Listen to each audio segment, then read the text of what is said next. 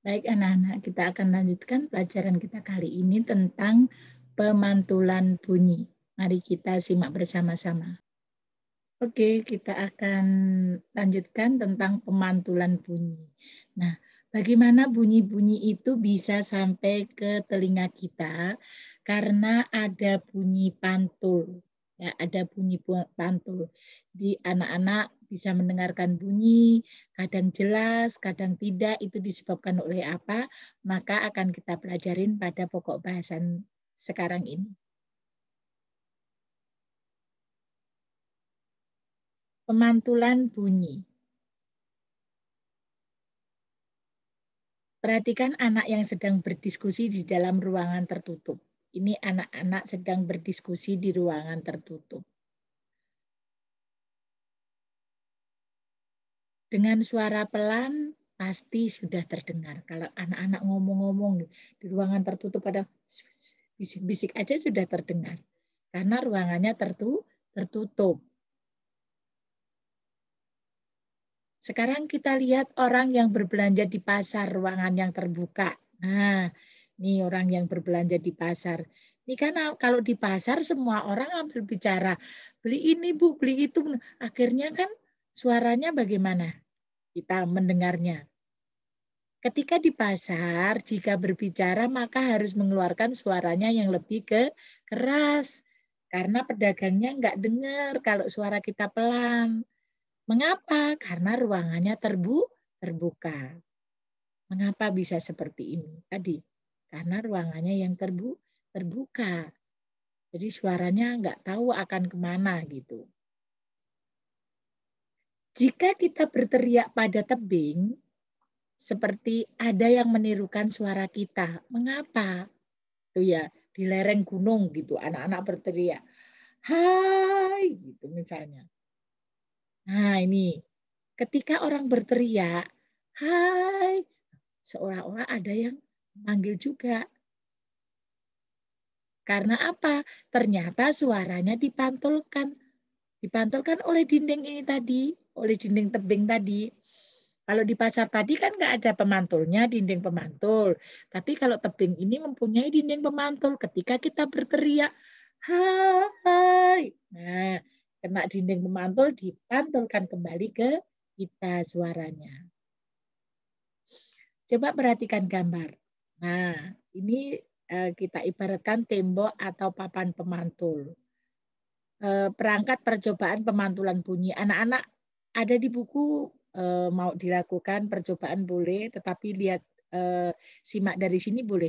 Jadi ini ada paralon, ya, paralon di sini, pipa paralon, kemudian ada jam beker atau anak-anak alarm tuh ya, ketika alarm berbunyi ting tung ting tung ting tung atau neng neng neng neng neng neng neng neng neng ya, itu bunyi itu kena dinding pemantul. Lah kalau di sini dikasih paralon, maka akan terdengar ke telinga kita, walaupun misalnya suaranya pelan sekali. Nah, oke, sekarang di sini ada sumber bunyi. Sumber bunyi itu berarti bunyi datang. Begitu bunyi datang, ini kan bunyi yang datang ke sini. Dia membuat sudut, sudut datang I. Ini sama. Bunyi datang, sudut datangnya sama dengan I. Ya kan?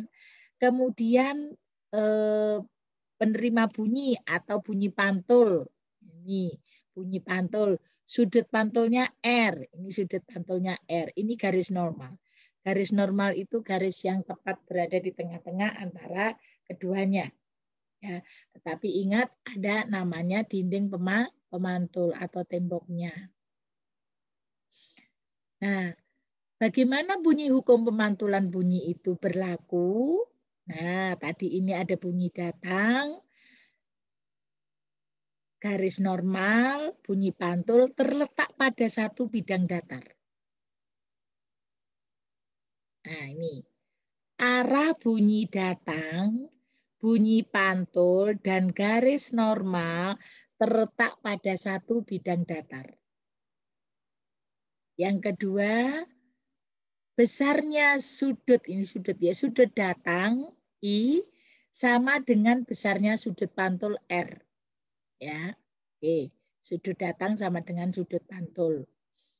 Bunyi pantul yang memperkuat bunyi asli. Sekarang kita bicara bunyi pantul yang memperkuat bunyi asli. Jika kita berbicara di ruangan kecil, suara kita akan terdengar lebih jelas atau keras dibandingkan ruangan terbuka. Hal ini karena jarak sumber bunyi dan dinding pemantul berdekatan. Sehingga selang bunyi asli dengan bunyi pantul sangat kecil.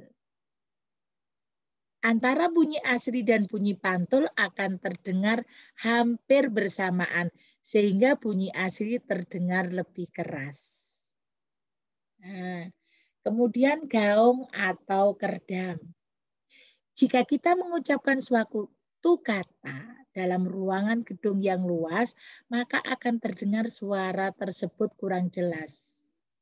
Bunyi seperti itu disebut gaung atau kerdam.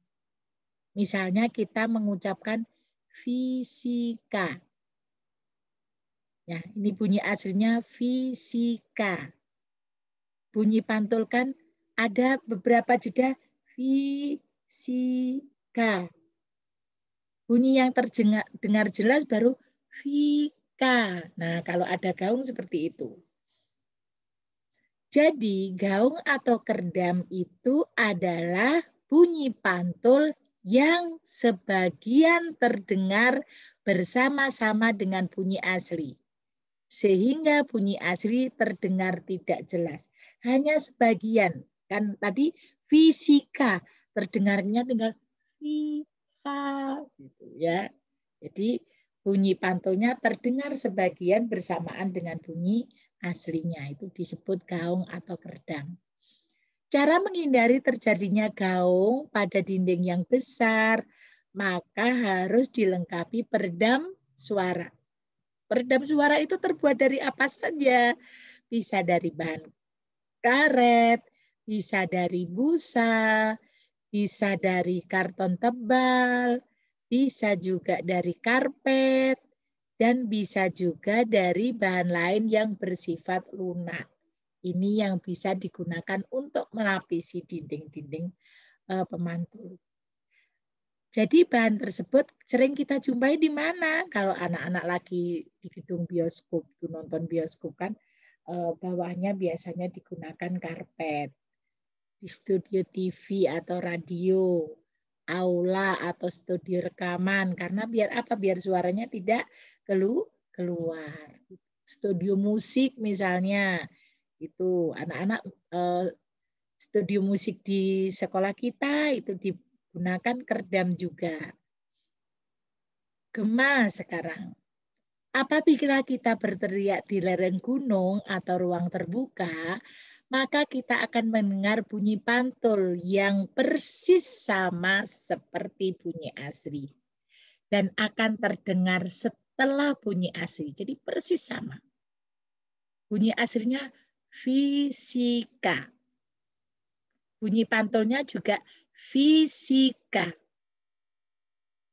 Bunyi yang terdengar fisika, fisika. Nah, hal ini terjadi karena apa? Karena bunyi yang datang ke dinding tebing dan bunyi yang dipantulkan memerlukan waktu untuk merambat.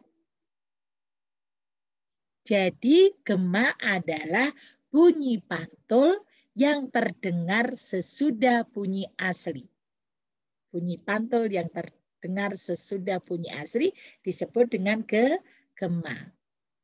Baik anak-anak, sampai di sini dulu perjumpaan kita. Salam sukses dan sampai jumpa di pertemuan berikutnya.